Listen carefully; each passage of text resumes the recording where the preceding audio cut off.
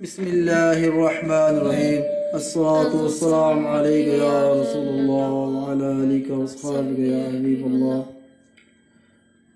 तवज्जो करो मेरी तरफ। अल्लाह ताला फरमाता है कुरान पाक के अंदर, इन्नी जाइलु फिल अर्दी खलीफा, मैं ज़मीन पर अपना नायब बनाने लगा हूँ। यानी जाल का मतलब है, ये जाइल इसम फ़ाइल है, यानी जाइल इसम फ़ाइल है, इसका मज़दर जाल है। अरबी ज़बान के अंदर ये एक जाल है, एक खलक है, एक ईजाद है, एक इंशा है और एक फलक है। कितने लफ्ज़ बयान किए? जाल, जाल, खलक, इंशा, इजाद और फलक। पांच और भी होंगे लेकिन ये मारूफ है। जाल का क्या माना है? जो लफ्ज़ी माना है, जाल का मतलब ये होता है कि मादा पहले मौजूद होता है। पहले खलक का माना समझे। खलक का माना होता है कि पहले चीज़ मौजूद ही ना हो, यानी उसका कोई वजूद ना हो दुनिया में, इब्तिदा से उसको पैदा करना, ये खलक का माना है। और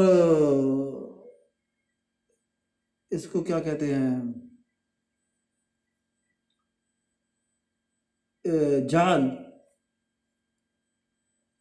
जाल का मतलब क्या है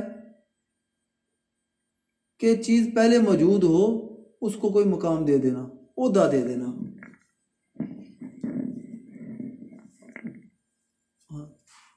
ओहदा देने को क्या बोलते हैं? जाल। जीम ऐन लाम, जाल। एक है इजाद। इजाद का मतलब होता है चीज़ का मौजूद होना, उसको हासिल कर लेना। पहले खालक का माना जो था ना, खालक जैसे पहले मखलूक कायनात के अंदर कायनात नहीं थी, इंसान नहीं था, उसको इब्तिदा से पैदा किया ना, उसका मादा था, मादा यानी बुनियाद ना था, उसको अदम से वजूद में लाया गया। अदम यानी अदम कहते हैं जिसका वजूद ना हो, अदम से वजूद की तरफ लाया गया, इब्तिदा से पैदा करना। ये अल्लाह ताला का एक खासा है खालक। एक है इजाद, चीज़ तो मौजूद हो, उसको हासिल कर लेना। मिसाल के तौर पे बिजली मौजूद थी, यानी ये इलेक्ट्रॉन प्रोटॉन तो ऑलरेडी मौजूद है, लेकिन इंसान ने इसको हासिल कर लिया, यह है इजाद। या नतीजा हासिल कर लेना, यह भी ऐसे। मिसाल के तौर पे एक चीज़ को दूसरी चीज़ में मिलाएं तो वो एक नई चीज़ बन जाती है। जो नई चीज़ बनती है, हासिल होती है, वो नतीजा है, उसको बोलते हैं इजाद। इजाद का मतलब है चीज़ का वजूद में होना, उसको हासिल कर लेना। जैसे हम साइंसी अलूम जो है, ये चीज़ें तो मौजूद हैं, लेकिन इंसान इसके ऊपर दस्तरस हासिल कर लेता है, पैदा नहीं करता। क्योंकि आग तो पहले भी मौजूद है, उसको एक तरतीब देता है तो एक धाती चीज़ के अंदर तो वो इंजन की शक्ल इख्तियार कर देती है, फोर्स आ जाती है। तो एक है जाल। जाल का तो मतलब है ओहदा देना। कैसे? मिसाल के तौर पे चीज़ पहले मौजूद है, मिसाल के तौर पे एक आदमी है, मौजूद है, छोटे रैंक का है, उसको बड़े रैंक पे ले आए। समझ आ रही है यार? तवज्जो करो। हाँ, उसको यानी एक आदमी था, उसको छोटा ओहदा था, उसका रैंक बढ़ा के ऑफिसर लगा दिया या हेडमास्टर लगा दिया, यहाँ पे जाल इस्तेमाल होता है। अंशा, अंशा का मतलब जो है कि पैदा करना भी है। अंशा का मतलब होता है कॉम्पनों से निकालना भी है। एक है फलक। फलक उसको बोला जाता है जहाँ पे गुठली हो, या खजूर की गुठली है, उसको कहीं लगाएं तो उसमें जो कॉम्पल निकलती है उसको फाड़ के वहाँ पे फलक इस्तेमाल होता है, क्योंकि रोशनी भी निकलती है ना फलक से, जो कहते हैं, तो फूट के निकलती है ना, तो इसलिए हम उसको भी फलक बोल देते हैं। तो मेरे कहने का मकसद क्या है कि मैंने ये लफ्ज़ क्यों इस्तेमाल कर रहा हूँ कि जो इन्नी जाइलु फिल अर्दी खलीफा का कुछ लोग माना करते हैं, कुछ लोग कर देते हैं माना नासमझी में, कि इन्नी जाइलु फिल अर्दी खलीफा का माना है कि मैं आदम को पैदा करने लगा हूँ खलीफा, कोई नासमझी में माना तर्जमा कर देते हैं, जबकि इसका तर्जमा ये नहीं है। इसका मतलब यह है कि आदम को तो खाला का पहले पैदा किया, तीन से पैदा किया गया है, उसको मिट्टी से पैदा किया गया, पहले तो मौजूद है, उसको ओहदा देने लगे हैं खिलाफत का। समझ आ रही है मेरी बात की, कि उसको पैदा तो पहले ही है, उसको खिलाफत का ओहदा दे रहे हैं। यानी जाल का मतलब क्या हुआ, ओहदा दे देना। आदम मौजूद था, सैयदना आदम अलैहिस्सलाम मौजूद थे, तो हमने उसको ओहदा दे के खिलाफत दे दी, कायम कर दिया। इससे पहले भी ज़मीन के ऊपर खलीफा थे, खिलाफत थी, लेकिन वो जिन थे, क्योंकि जिन जो थे,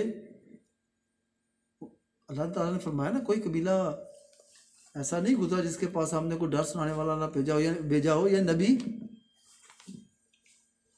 तो डर सुनाने वाला हर कबीले के पास आया है, यानी पैगंबर नबी जिन्नों के पास भी आया है, क्योंकि कुरान का फैसला है कि हमने कोई कबीला ऐसा नहीं गुजरा जिसके पास हमने अपना डर सुनाने वाला ना भेजा हो। तो डर सुनाने वाला जो होता है वो कौन है? नबी होता है, पैगंबर होता है। तो इसका मतलब है कि हर कबीले के पास आया तो जिन्नों के पास भी आते रहे हैं, क्योंकि जिन जो थे वो सरकश थे। उस वक्त खिलाफत किसके पास थी? जिन्नों के पास, इब्लीस के पास, इसके पास खिलाफत थी।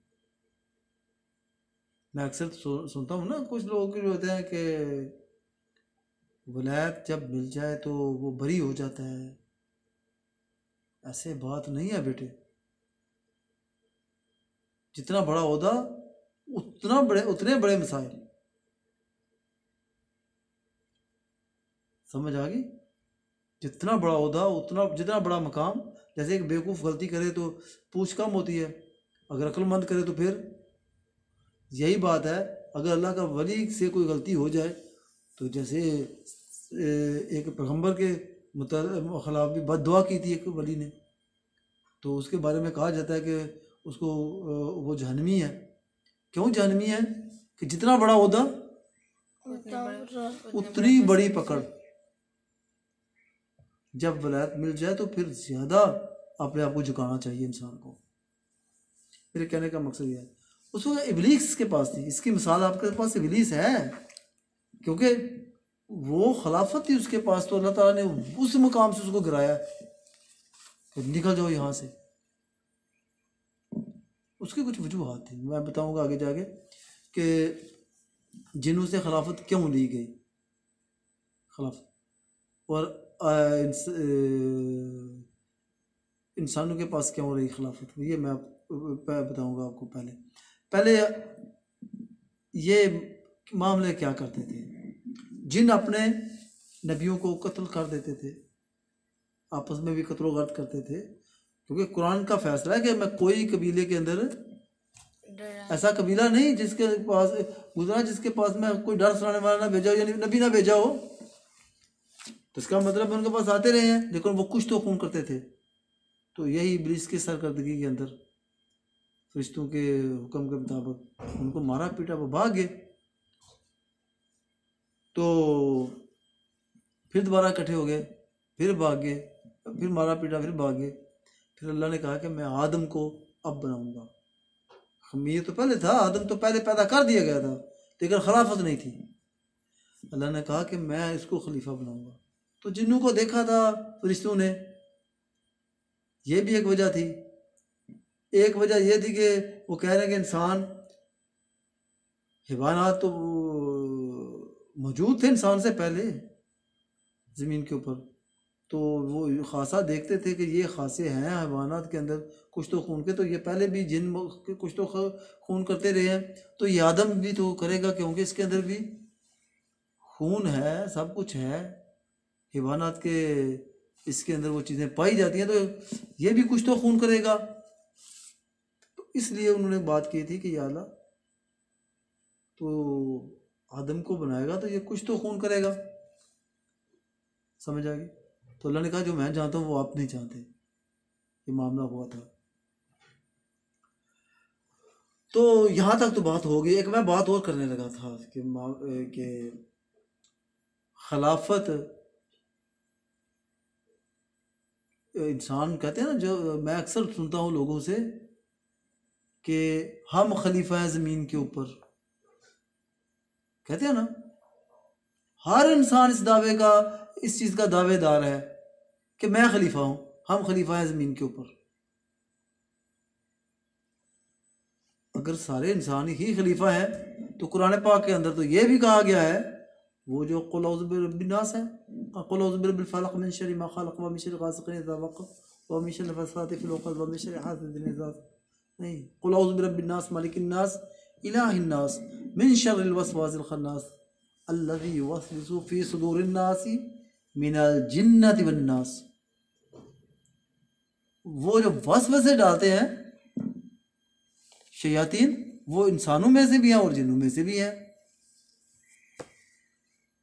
ये कहा गया ना, अगर हर इंसान खलीफा ही है तो इंसानों में से शैतान फिर क्यों अल्लाह ताला ने कुरान पाक के अंदर फरमा दिया है?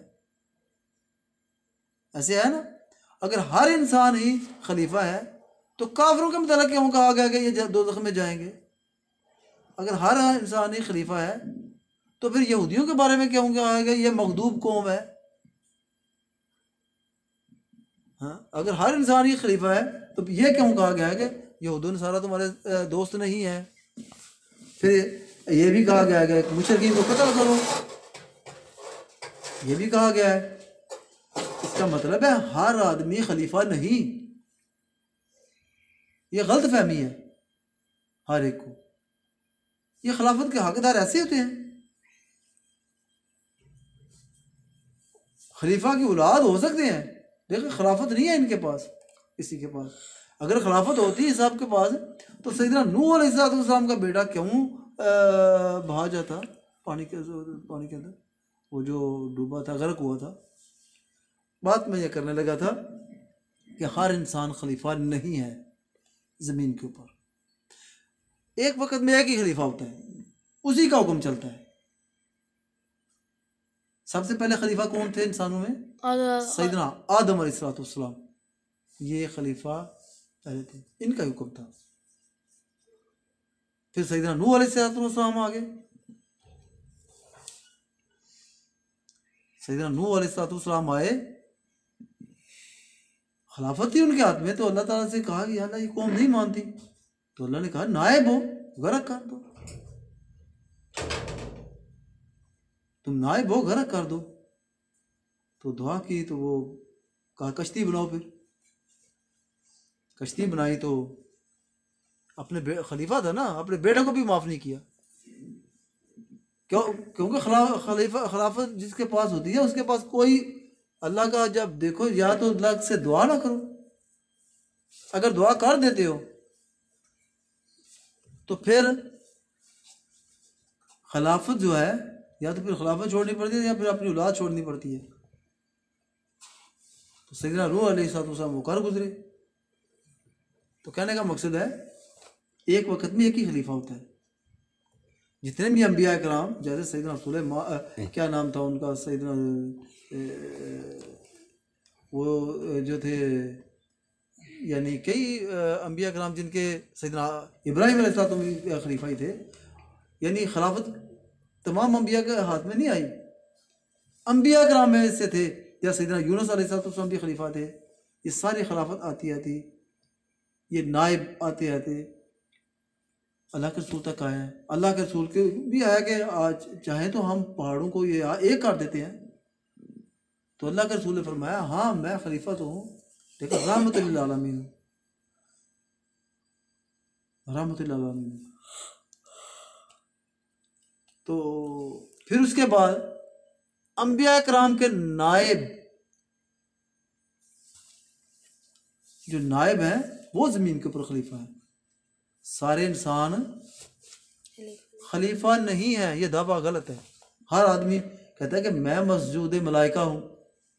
मैंने एक वाली वो सुनी, मैं मस्जूद मलाइका हूँ, मुझे आदम ही रहने दो, इंसान ही रहने दो।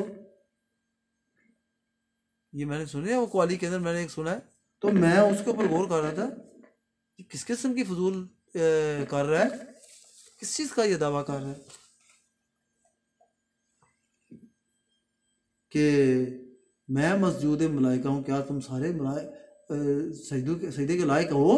अगर सजदे के लायक हो तो फिर मिनल जिन्नति वन नास क्यों आया? ऐसी बात नहीं। मेरे कहने का मकसद है कि एक वक्त में एक ही खलीफा होता है, और वो खलीफा तमाम इंसानों से अफजल होता है। जमीन के अंदर एक ही खलीफा होता है एक वक्त में, सारे नहीं होते। यानी जैसे उसको कुतुब कह लो, वक्त का कुतुब कह लो, चाहे उसको कुछ भी कह लो, लेकिन होता एक ही है। तो मैंने वो जाल का मतलब भी समझा दिया कि जाल का माना और है, खालक का माना और है। जाल का मतलब मैंने क्या किया है? ओहदा देना। जाल का मतलब, खालक का मतलब क्या है? इब्तिदा से पैदा करना।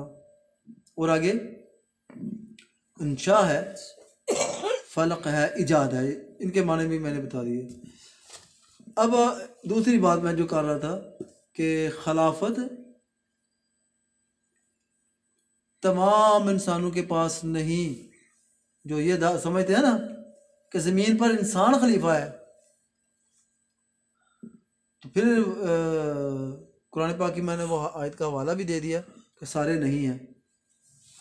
अगर होते तो मिनल जिन्नति वन नास क्यों आया है? फिर कुछ कौमों के ऊपर अजाब क्यों आया है? अगर खिलाफत थी तो एक वक्त में एक ही खलीफा होता है। ठीक है।